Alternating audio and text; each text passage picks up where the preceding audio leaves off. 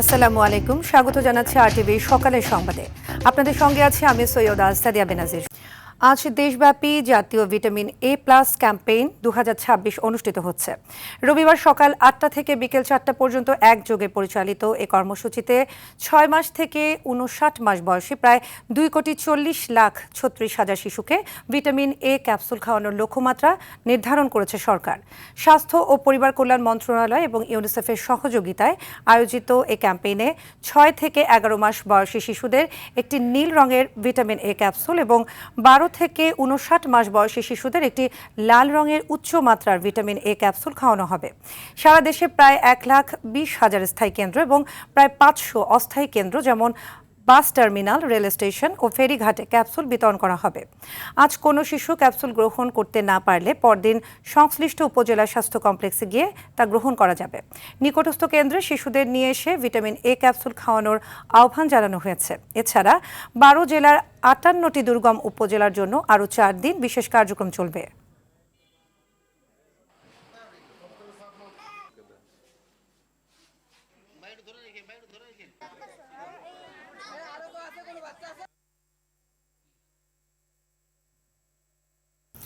দর্শক, এই মুহূর্তে ধানমন্ডি এলাকা থেকে সরাসরি যোগ দিচ্ছেন সহকর্মী AR বাদল।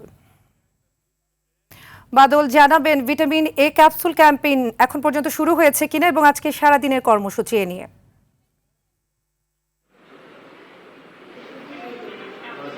দেখতে পাচ্ছি যে শিশুদেরকে খাওয়ানো হচ্ছে ভিটামিন A ক্যাপসুল। সকাল 8টা থেকে এই ক্যাম্পেইন শুরু হয়েছে সারা দেশব্যাপী। তো যেহেতু সরকার একটি নির্ধারিত সময় বেঁধে দিয়েছেন, সেই কারণে শিশুদেরকে এই ক্যাপসুল খাওয়ানো হচ্ছে। আমরা যে কেন্দ্রটিতে রয়েছি এটা ঢাকা দক্ষিণ সিটি কর্পোরেশনের সুলতানগঞ্জ রোডের যে মা স্বাস্থ্য কেন্দ্র আছে সেই সেবা কেন্দ্রে রয়েছি এবং এখান থেকেই আমরা দেখতে পাচ্ছেন যে এই যে শিশুদেরকে এই ক্যাপসুল খাওয়ানো হচ্ছে এবং লাল ও সবুজ রঙের দুইটি ক্যাপসুল রয়েছে। এটি বয়স ভেদে শিশুদেরকে খাওয়ানো হচ্ছে। এছাড়া আমরা দেখেছি যে আশেপাশে এটি ঢাকা দক্ষিণ সিটি কর্পোরেশনের 3 নম্বর জোন। এই জোনে মূলত বিভিন্ন স্থানে দেয়া আছে এই ক্যাপসুল খাওয়ানোর যে কেন্দ্র সেটি। সেই কেন্দ্রগুলোতে আমরা দেখেছি যে কোথাও কোথাও, যেমন রায়ের বাজার হাই স্কুলে উল্লেখ করা আছে 3 নম্বর জোনে, কিন্তু রায়ের বাজার হাই স্কুলে আসলে কোনো ক্যাম্পেইন ওখানে চলছে না। এছাড়া এই সুলতানগঞ্জ রোডে প্রগতি ক্লাব মাঠ যেটি রয়েছে সেই মাঠে এই ক্যাপসুলের ক্যাম্পেইন হওয়ার কথা ছিল, সেখানেও আমরা দেখতে পাচ্ছি না। এই ধানমন্ডি 15 নম্বরে রোডে আমরা আসার সময় দেখেছি যে মেরিস্টোপ যে ক্লিনিক রয়েছে সেটি এবং এই সুলতানগঞ্জ রোডের এই জায়গাটিতে খাওয়ানো হচ্ছে। এছাড়া 7 মসজিদ রোডে যে কাকলি স্কুল অ্যান্ড কলেজ আছে সেখানেও খাওয়ানো হচ্ছে। একজন স্বাস্থ্যকর্মীর সাথে কথা বলতে চাই, আপনাদেরকে কী ধরনের নির্দেশনা দেয়া আছে? সবুজটি কাদেরকে খাওয়াচ্ছেন এবং লালটি কাদেরকে খাওয়াচ্ছেন? আর মূলত সবুজটি হচ্ছে 6 মাস থেকে 11 মাস পর্যন্ত সবুজ ক্যাপসুল, আর লাল ক্যাপসুল হয়েছে 12 মাস থেকে 59 মাস পর্যন্ত। আপনাদেরকে এটি খাওয়ানোর ক্ষেত্রে কী নির্দেশনা দেওয়া আছে? নির্দেশনা মূলত যে আজকে 8টা থেকে বিকাল 4টা পর্যন্ত খাওয়ানো হবে সকল বাচ্চাদের, মানে 6 মাস থেকে 5 বছর সকল বাচ্চাদের খাওয়ানো হবে। বাদ পড়া শিশু আগামীকাল পাবে। ধন্যবাদ আপনাকে। শুনছিলেন এখানে যে ক্যাম্পেইন চলছে, উনি বলছিলেন এই লাল ক্যাপসুল এবং সবুজ ক্যাপসুল কাদেরকে খাওয়ানো হচ্ছে। এছাড়া একটি সতর্কতা রয়েছে, সেটি হচ্ছে যে যারা শিশুদেরকে এই ক্যাপসুল খাওয়ানোর জন্য কেন্দ্রে নিয়ে যাবেন, শিশুদেরকে কেন্দ্রে নেওয়ার আগে অবশ্যই ভরা পেটে নিয়ে আসতে হবে, পেট খালি রাখা যাবে না। এবং শিশুরা যদি বেশি অসুস্থ হয়ে থাকে সেই ক্ষেত্রে চিকিৎসকের পরামর্শ দরকার আছে যে এই শিশুকে ক্যাপসুল খাওয়ানো যাবে কিনা। তো সারা দেশব্যাপী সকাল 8টা থেকে শুরু হয়েছে। এখনও যেসব শিশুদেরকে নিয়ে পিতামাতা বা অভিভাবকরা কেন্দ্রে যেতে পারেননি তারা বিকেল 4টার মধ্যে কেন্দ্রে গেলেই এই ক্যাপসুল তারা খাওয়াতে পারবেন, এমনটি আমরা জেনেছি। এবং যদি কেউ কোনো কারণে না পারেন তাহলে আগামীকাল নিকটস্থ যেসব স্বাস্থ্যকেন্দ্র আছে সেই সব স্বাস্থ্যকেন্দ্রে গেলে পরে তারা শিশুদেরকে এই ভিটামিন A ক্যাপসুল খাওয়াতে পারবেন। তো সাদিয়া, এই ছিল আমার কাছে ভিটামিন A ক্যাপসুল ক্যাম্পেইনের সর্বশেষ খবর। ধন্যবাদ বাদল। ভিটামিন A+ ক্যাম্পেইনের বিষয়ে বিস্তারিত জানাতে রাজশাহী থেকে সরাসরি যোগ দিচ্ছেন সহকর্মী মুস্তাফিজ রকি। মোস্তাফিজ, রাজশাহীতে শিশুদের ভিটামিন এ ক্যাপসুল খাওয়ানোর বিষয়ে আমাদের বিস্তারিত জানাবেন। সাদিয়া, মূলত সকাল 8টা থেকে রাজশাহীতে ভিটামিন এ ক্যাপসুল যে ক্যাম্পেইন সেটি শুরু হয়েছে এবং ঠিক সকাল 8টার দিকেই নগর ভবন যে চত্বর রয়েছে সেখানে রাজশাহী সিটি কর্পোরেশনের যিনি প্রশাসক রয়েছেন মাহফুজুর রহমান রিটন, তিনি কিন্তু এই ক্যাম্পেইনের উদ্বোধন করে। পরবর্তীতে আমরা দেখেছি রাজশাহীর সিটি কর্পোরেশনের যে 30টি ওয়ার্ড রয়েছে সেই 30টি ওয়ার্ডের যে স্বাস্থ্যকেন্দ্র, পাশাপাশি অস্থায়ী যে স্বাস্থ্যকেন্দ্র রয়েছে সেগুলোতে কিন্তু শিশুদেরকে নিয়ে আসা হচ্ছে এবং ভিটামিন এ ক্যাপসুল কিন্তু আসলে খাওয়ানো হচ্ছে। এবং আপনি দেখতেই পাচ্ছেন যে কেন্দ্রগুলোতে কিন্তু যারা শিশুদের মা রয়েছেন তারা কিন্তু এখানে আসছেন এবং খুব স্বাচ্ছন্দ্যে কিন্তু এই ভিটামিন এ ক্যাপসুল কিন্তু আসলে তাদেরকে দেওয়া হচ্ছে। মূলত রাজশাহী সিটি কর্পোরেশনের যে 30টি ওয়ার্ড রয়েছে সেই 30টি ওয়ার্ডে এবার ভিটামিন এ ক্যাপসুলের যে লক্ষ্যমাত্রা সেটি ধরা হয়েছে 66,395 জন এবং জেলায় মোট 3,03,117 জন শিশুকে ভিটামিন এ ক্যাপসুল খাওয়ানোর আওতায় নিয়ে আসা হবে। এবং সকাল থেকে আমরা লক্ষ্য করছি যে ব্যাপক যে ক্যাম্পেইন সেটি কিন্তু চালানো হচ্ছে এবং যারা এই মুহূর্তে যারা এই স্বাস্থ্য কেন্দ্রে অথবা অস্থায়ী কার্যালয়ে যারা আসেনি তারা কিন্তু তাদেরকে এখানে নিয়ে আসা হচ্ছে এবং বাড়ি বাড়িতে গিয়েও তাদেরকে আসলে মূলত ডাকা হচ্ছে। এবং আমরা একটু এখানকার স্বাস্থ্যকর্মী যারা রয়েছেন তাদের কাছে একটু জানবো যে আপনাদেরকে কি ধরনের নির্দেশনা দেওয়া হয়েছে। আমরা 19 নম্বর ওয়ার্ডে টোটাল ভিটামিন এ ক্যাপসুল খাওয়াবো আমরা হচ্ছে 788, তার ভিতরে নীল ভিটামিন 390 এবং লাল ভিটামিন 398। আমাদের টোটাল কেন্দ্র হচ্ছে 12টা। এই 12টা কেন্দ্রের মাধ্যমে সকাল 8টা থেকে বিকাল 4টা পর্যন্ত মোট 788টা বাচ্চাকে ভিটামিন এ ক্যাপসুল খাওয়াবো। শুনছিলেন যে স্বাস্থ্যকর্মীরা বলছিলেন তাদের যে লক্ষ্যমাত্রা দেওয়া হচ্ছে তারা সেটি পূরণ করতে আসলে তারা সচেষ্ট রয়েছেন। পাশাপাশি রাজশাহীর যে সিটি কর্পোরেশনের যে 30টি ওয়ার্ড রয়েছে সেখানে বিশেষ ব্যবস্থাপনা রাখা হচ্ছে, অর্থাৎ সকাল 8টা থেকে বিকেল 4টা পর্যন্ত যেহেতু আসলে ভিটামিন এ ক্যাপসুল খাওয়ানোর কথা রয়েছে, কিন্তু বিশেষ ব্যবস্থাপনা বলতে গেলে যে রাত 8টা পর্যন্ত রাজশাহী সিটি কর্পোরেশনের যে ওয়ার্ড কার্যালয়গুলো রয়েছে সেখানেও বিশেষ ব্যবস্থাপনায় ভিটামিন এ ক্যাপসুল আসলে শিশুদেরকে খাওয়ানো হবে। সাদিয়া,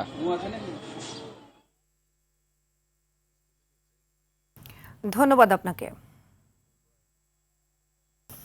জুলাই গণঅভ্যুত্থানে রাজধানীর রামপুরায় কার্নিশে ঝুলে থাকা এক তরুণকে গুলি করা সহ দুজনকে হত্যা মামলার রায় আজ। ডিএমপির সাবেক কমিশনার হাবিবুর রহমান সহ 5 পুলিশ সদস্যের বিরুদ্ধে মামলার এই রায় আন্তর্জাতিক অপরাধ ট্রাইব্যুনাল 1 থেকে সরাসরি সম্প্রচার করবে বিটিভি। রায়ে আসামিদের সর্বোচ্চ সাজা প্রত্যাশা চিফ প্রসিকিউটরের। জিএম মাহমুদের রিপোর্টে দেখুন বিস্তারিত।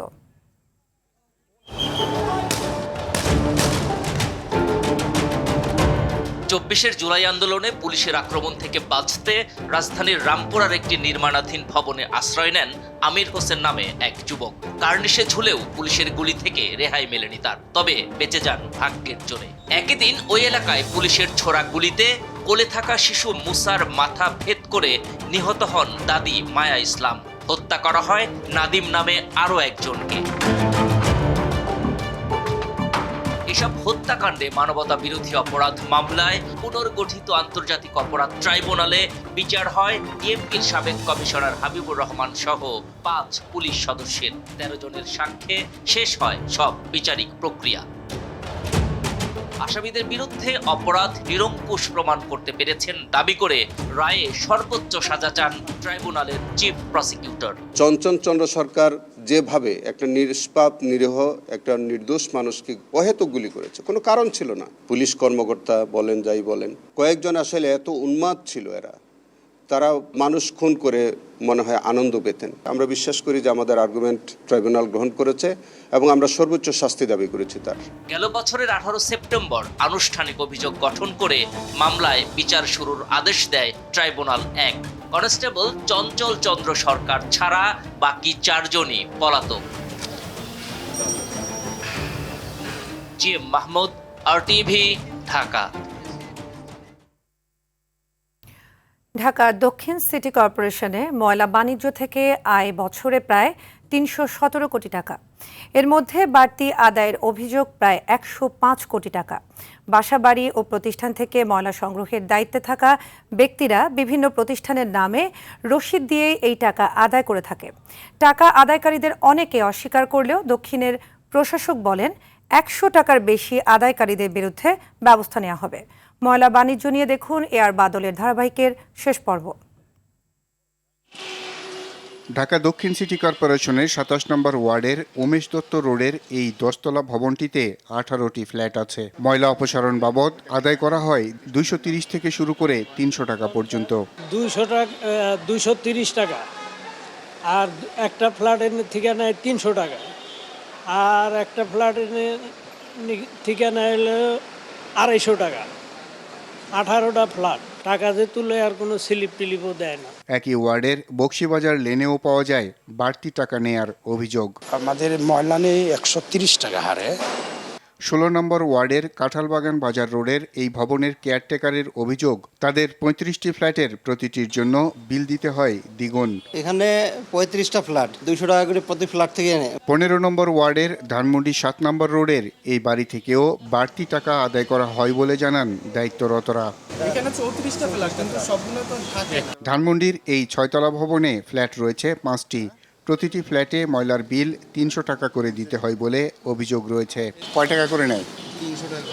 ঢাকা দক্ষিণ সিটির এই ভুক্তভোগীদের অনেকের অভিযোগ, রান্নাঘরের ময়লা ছাড়া অন্য ময়লার জন্য গুনতে হয় অতিরিক্ত টাকা। প্রমাণ লুকাতে দেয়া হয় না কোনো রসিদ। ডালপালা হচ্ছে, ওগুলোর জন্য আবার আলাদা। রসিদে থাকা ব্যক্তিরা সব ক্ষেত্রেই অভিযোগ অস্বীকার করেন এবং নিয়ন্ত্রকদের নাম বলার বিষয়টিও কৌশলে এড়িয়ে যান। ঢাকা দক্ষিণে ভবন এবং ফ্ল্যাট মিলিয়ে হোল্ডিং 2,93,881টি। প্রতি হোল্ডিংয়ে গড়ে 6টি করে হিসেব করে মোট ফ্ল্যাট দাঁড়ায় 17,63,286টি। প্রতি ফ্ল্যাটের জন্য গড়ে 150 টাকা করে নেওয়া হলে ময়লা বাণিজ্য থেকে মাসে আয় কমপক্ষে 26 কোটি 44 লাখ টাকা, আর বছরে অন্তত 317 কোটি টাকা। প্রতি 100 টাকার স্থলে গড়ে 50 টাকা করে বেশি নিলে বছরে কমপক্ষে বেশি আদায় করা হচ্ছে প্রায় 105 কোটি টাকারও বেশি। টাকা বেশি নেয়ার বিষয়টি প্রশাসকের নজরে আনা হলে তিনি বলেন, প্রমাণ পেলে দায়ীদের ছাড় দেয়া হবে না। কোন নেতা কোন কর্মী সেটা আমার দেখার ব্যাপার নাই। 100 টাকার বেশি অতিরিক্ত সে নিতে পারবে না, তার বিরুদ্ধে ব্যবস্থা নেওয়া হবে। শুধু কথার কথা নয়, অতিরিক্ত টাকা নেওয়া বন্ধে দ্রুত পদক্ষেপ নেওয়া হবে এমন প্রত্যাশা ভুক্তভোগীদের। আর বাদল, RTV, ঢাকা। প্রায় 2 বছর পর বাংলাদেশি নাগরিকদের জন্য আজ থেকে আবারও চালু হচ্ছে ভারতের পর্যটন ভিসা। ভিসার আবেদন গ্রহণ শুরু করবে Indian visa application centre IVAC। প্রাথমিকভাবে ঢাকা, চট্টগ্রাম, রাজশাহী, সিলেট ও খুলনায় ভারতীয় ভিসা অ্যাপ্লিকেশন সেন্টারের মাধ্যমে ভিসার আবেদন জমা দেওয়া যাবে। ফলে দীর্ঘদিন ধরে অপেক্ষায় থাকা বাংলাদেশি ভ্রমণ প্রত্যাশীরা আবারও ভারতে ভ্রমণের জন্য আবেদন করার সুযোগ পাচ্ছেন। তবে ভিসা আবেদনে কিছুটা পরিবর্তন আসছে। গত বৃহস্পতিবার দায়িত্ব গ্রহণের পর ঢাকায় নিযুক্ত ভারতের নতুন হাইকমিশনার দীনেশ ত্রিবেদী পর্যটন ভিসা পুনরায় চালুর ঘোষণা দেন। 2024 সালের 5 আগস্ট বাংলাদেশের রাজনৈতিক পট পরিবর্তনের পর নিরাপত্তাজনিত কারণে ভারত বাংলাদেশি নাগরিকদের জন্য পর্যটন ভিসা ইস্যু স্থগিত করে। এ সময় জরুরি প্রয়োজন বিবেচনায় সীমিত আকারে মেডিকেল, ব্যবসায়িক, শিক্ষার্থী ও সরকারি কিছু ক্যাটাগরির ভিসা ইস্যু করা হচ্ছিল।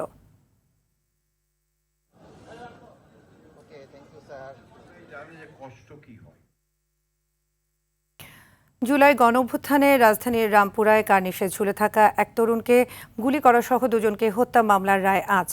দর্শক, এই মুহূর্তে আন্তর্জাতিক অপরাধ ট্রাইব্যুনাল থেকে সরাসরি যোগ দিচ্ছেন সহকর্মী জিএম মাহমুদ।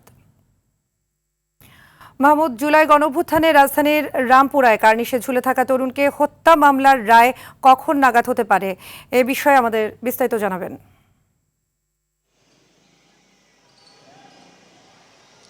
সাদিয়া, আমরা যতটুকু তথ্য পেয়েছি এই মামলার রায় হয়তো 11টার কিছু সময় পর হয়তো ঘোষণা করা হবে, আমরা এমন তথ্য পেয়েছি। এবং আমরা এই তথ্যও জেনেছি যে আদালত কিন্তু প্রস্তুত রয়েছে এবং নিরাপত্তা ব্যবস্থা জোরদার রয়েছে। একই সাথে আইনশৃঙ্খলা বাহিনীর যে উপস্থিতি সেটি কিন্তু আমরা দেখেছি। এবং এই মামলার যে একমাত্র গ্রেপ্তার আসামি কনস্টেবল চঞ্চল চন্দ্র সরকার, তাকে কিন্তু আনা হয়েছে। তার উপস্থিতিতেই এই রায় ঘোষণা করা হবে আন্তর্জাতিক অপরাধ ট্রাইব্যুনাল 1-এ।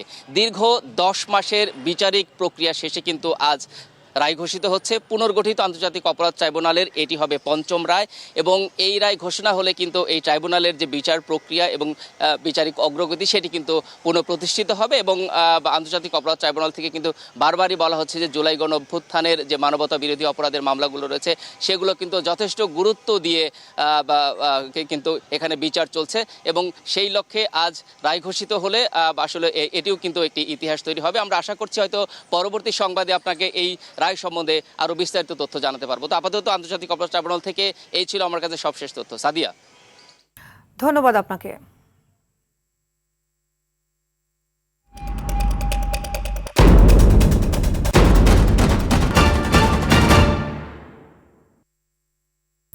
এবার বিআরবি কেবল বিশ্বকাপের খবর। এক ম্যাচে ছিল গোলশূন্য সমতা, অন্য ম্যাচে ছিল জয়ের উল্লাস। তবে শেষ পর্যন্ত গ্রুপ কে থেকে দ্বিতীয় রাউন্ডে ওঠার সমীকরণ মিলে গেছে নাটকীয়ভাবেই। গ্রুপ সেরা হয়ে এগিয়েছে কলম্বিয়া, রানার্স আপ পর্তুগাল। আর উজবেকিস্তানকে হারিয়ে ইতিহাস গড়ে সেরা তৃতীয় দল হিসেবে নকআউট নিশ্চিত করেছে কঙ্গো। আরও জানাচ্ছেন আতিকুল ইসলাম শাকিল। গ্রুপ কে তে শেষ ম্যাচের আগে ছিল নানা সমীকরণ। শীর্ষস্থান দখলের লড়াইয়ে মুখোমুখি হয়েছিল পর্তুগাল ও কলম্বিয়া। অন্য ম্যাচে শেষ সুযোগ কাজে লাগাতে নেমেছিল কঙ্গো এবং উজবেকিস্তান। সবচেয়ে আকর্ষণীয় ম্যাচে আক্রমণ পাল্টা আক্রমণ হলেও গোলের দেখা পায়নি পর্তুগাল কিংবা কলম্বিয়া। গোলহীন পয়েন্ট ভাগাভাগিতেই শেষ হয় লড়াই। তবে এই ড্র যথেষ্ট ছিল কলম্বিয়ার জন্য। 3 ম্যাচে 7 পয়েন্ট নিয়ে গ্রুপ চ্যাম্পিয়ন হয় লাতিন আমেরিকার দলটি। পর্তুগাল 5 পয়েন্ট নিয়ে শেষ করে রানার্স আপ হিসেবে। অন্য ম্যাচে বাঁচা মরার লড়াইয়ে দারুণ ফুটবল খেলেছে কঙ্গো। শুরু থেকেই আধিপত্য দেখিয়ে উজবেকিস্তানকে 3-1 গোলে হারায় আফ্রিকার প্রতিনিধিরা। 3 পয়েন্ট যোগ করে মোট 4 পয়েন্ট নিয়ে গ্রুপে হয় তৃতীয়। আর 4 পয়েন্টের কারণে নিশ্চিত হয় তৃতীয় স্থান অর্জনকারী সেরা 8-এর একটি হিসেবে। নিশ্চিত হয় শেষ 32-এর টিকিটও। বিপরীতে প্রথম বিশ্বকাপ খেলতে এসে 3 ম্যাচেই হেরে বিদায় নেয় উজবেকিস্তান। গ্রুপ পর্ব শেষে তাই কে গ্রুপ থেকে দ্বিতীয় রাউন্ডে উঠেছে 3 দল। গ্রুপ সেরা কলম্বিয়া, রানার্স আপ পর্তুগাল এবং সেরা তৃতীয় দল হিসেবে কঙ্গো। শেষ ম্যাচে জয় না পেলেও কলম্বিয়া শীর্ষস্থান ধরে রেখেছে। আর ইতিহাস গড়ে প্রথমবারের মতো নকআউট পর্বে জায়গা করে নিয়েছে কঙ্গো। আতিকুল ইসলাম শাকিল, আরটিভি। জয় দিয়ে প্রথম রাউন্ড শেষ করল আর্জেন্টিনা। গ্রুপ পর্বের শেষ ম্যাচে জর্ডানকে 3-1 গোলে হারিয়েছে আলবিসেলেস্তেরা। মেসি সহ মূল একাদশের বেশিরভাগ ফুটবলার ছাড়াই এদিন জর্ডানের বিপক্ষে একাদশ সাজায় লিওনেল স্কালোনি। লো সেলসো এবং লাউতারো মার্টিনেজের গোলে প্রথমার্ধেই 2 গোলের লিড নেয় আর্জেন্টিনা। তবে দ্বিতীয়ার্ধের 10 মিনিট না যেতেই 1 গোল শোধ করে জর্ডান। এরপর মেসিকে মাঠে নামান স্কালোনি। ম্যাচের 80 মিনিটে মেসি আরেকটি গোল করলে 3-1 গোলের জয় নিশ্চিত হয় আর্জেন্টিনায়। অপরদিকে যে গ্রুপের আরেক ম্যাচে ড্র করে দ্বিতীয় রাউন্ড নিশ্চিত করে অস্ট্রিয়া ও আলজেরিয়া।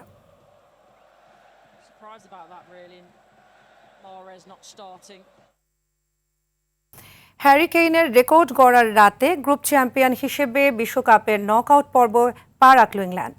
মেটলাইফ স্টেডিয়ামে অধিনায়ক হ্যারি কেইন এবং বেলিংহামের নৈপুণ্যে পানামাকে 0-2 গোলে গুড়িয়ে দিল 3 লায়ন্সরা। এদিকে ঘানাকে 1-2 গোলে হারিয়ে একই গ্রুপ থেকে রানার্স আপ হয়ে নকআউট পর্ব নিশ্চিত করল ক্রোয়েশিয়া এবং গ্রুপের তৃতীয় সেরা হয়ে নকআউট নিশ্চিত করল ঘানা।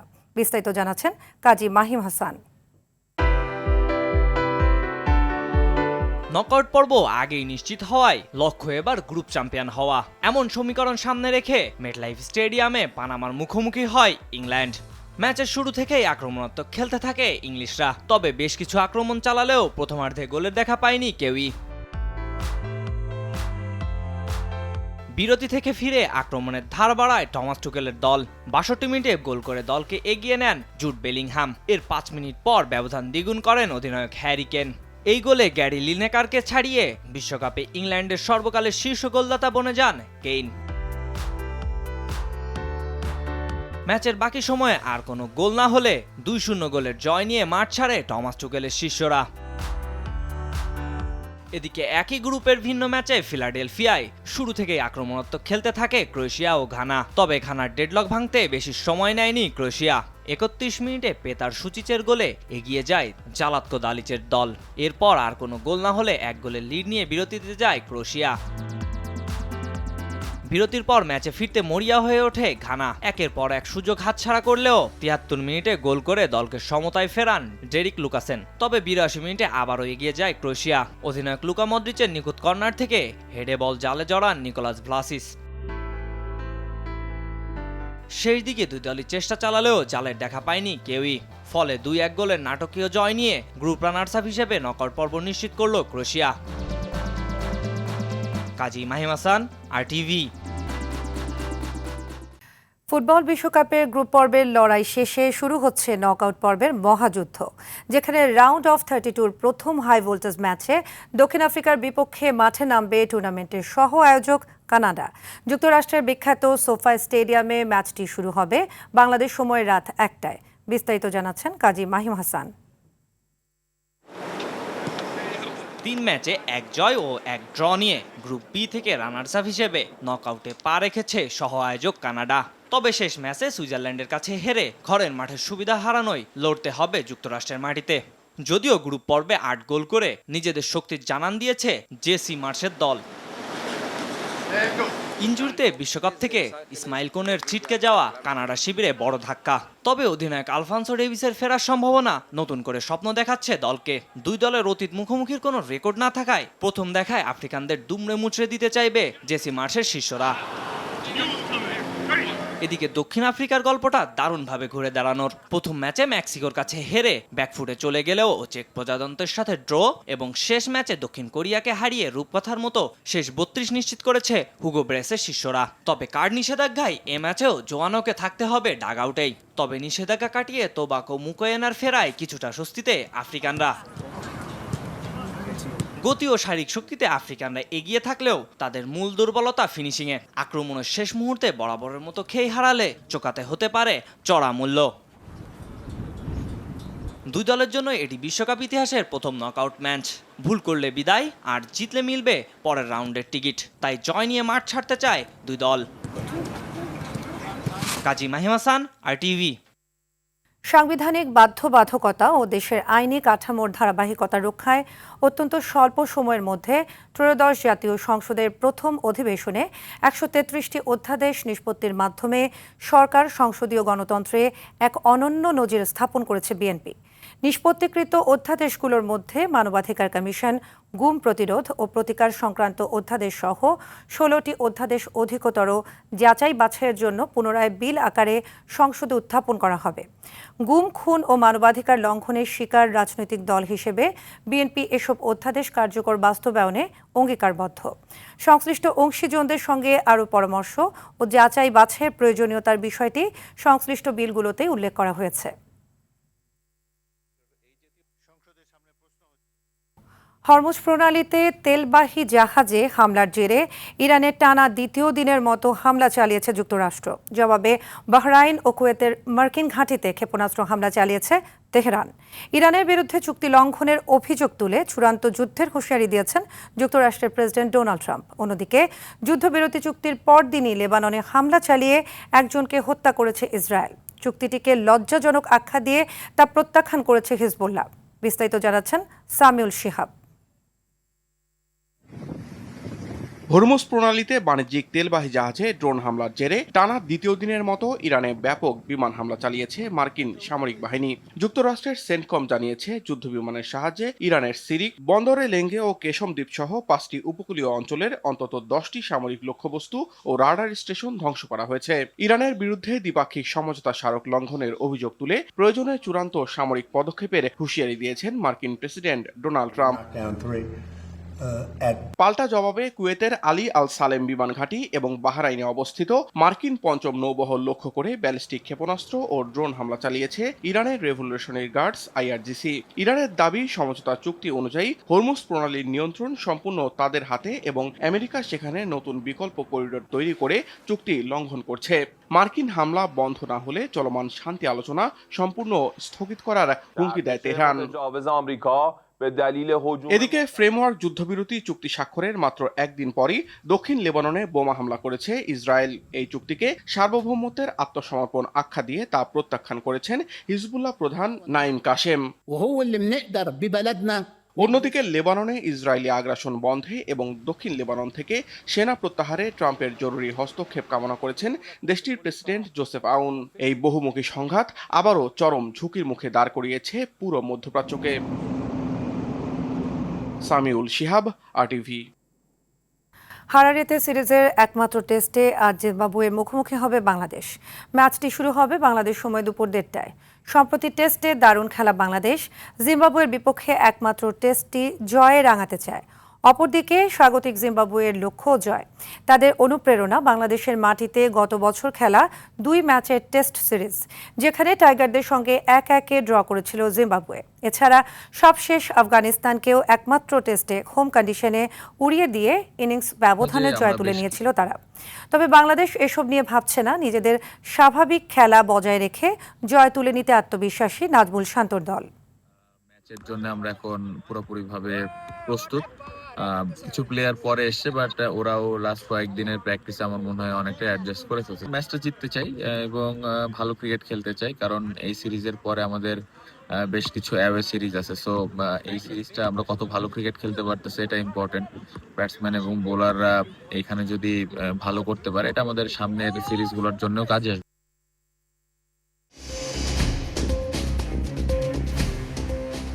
সকালের সংবাদ এ পর্যন্তই। মধ্যাহ্নের সংবাদ দুপুর 12টায় দেখার আমন্ত্রণ রইল। ধন্যবাদ সবাইকে।